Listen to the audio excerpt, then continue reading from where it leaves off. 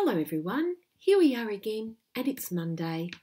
And today for writing we're going to think about and learn about how to understand that a biography is usually written in chronological order. And chronological order means in time order. It won't be completely in time order, but quite a bit of it will be when you're talking about the life of your subject, the person you're writing about. And today, to have success, it says, I can understand what chronological order means. I can organise my information into a chronological and logical order under subheadings ready to draft or compose.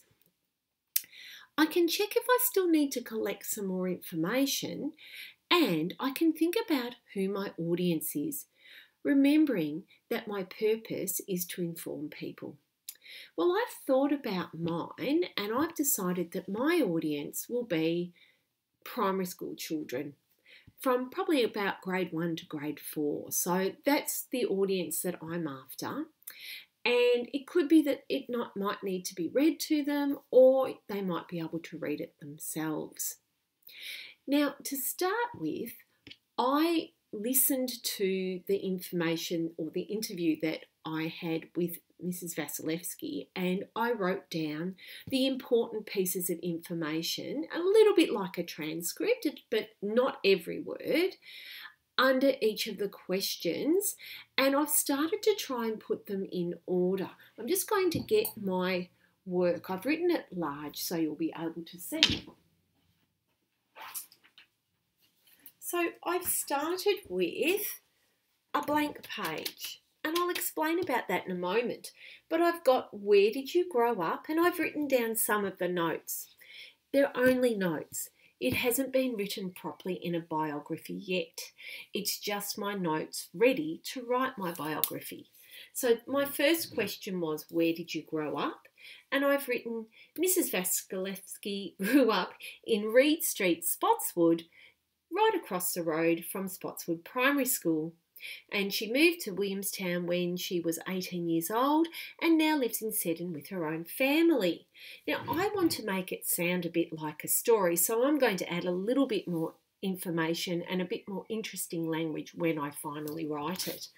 I've also got what schools did you go to, and I've got Spotswood Primary School Prep to 6 and Point Gellibrand Girls Secondary College until Year 12, then to Melbourne University. Then I've got who inspired you when you were young, and I've written about how it was her parents, and then I've written all the things that she was allowed to do which helped to make her such a curious and adventurous and really courageous person.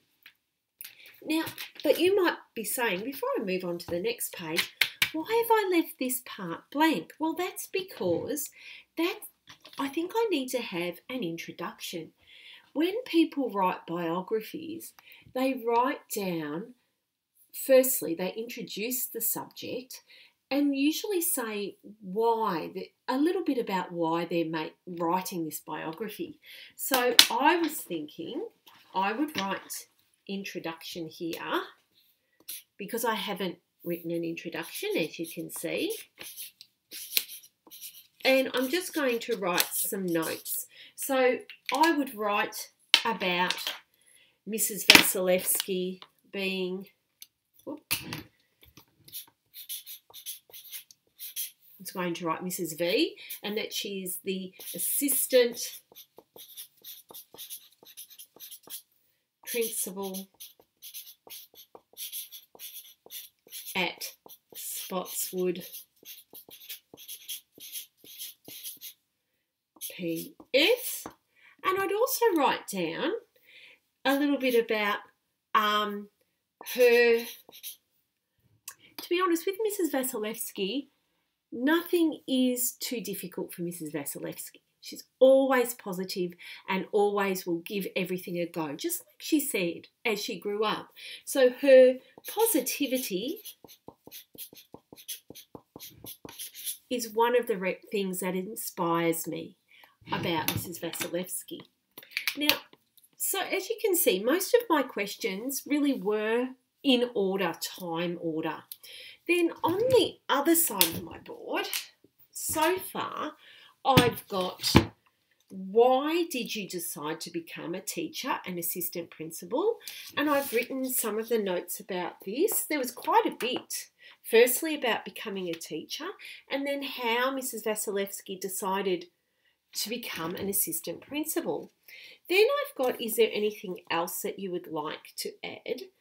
And I think that this is something that I could possibly put into the conclusion, because it really talks about the importance in Miss Vasilevsky's life of taking risks and how that's made her the person she is today, which is a wonderful assistant principal.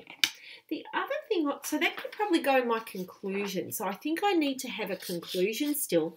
But the other thing I'd like to have, and if you were watching on Thursday when we did our live writing lesson and we were talking about Julia Donaldson, there was some fascinating facts. There was did you know? And I thought I might do a little bit more research about Mrs. Vasilevsky and see if I can find some fascinating facts about her life or about someone who encouraged her. Anyway, that's all there is for today. So today what I'd like you to do is to, obviously you don't need to write it this big, but to write down or place your questions in the answers to your questions in the order that they should go in order to write your biography. And you might think, do I need to have an introduction? Do I need to have a conclusion? Do I have a fascinating fact about my person that I'm writing my biography about? So once you've done that, that's all you need to do today. If you've already done that, wow, you can do some free choice writing. So I hope everyone works really hard today and it also has a really lovely day. Thank you for now.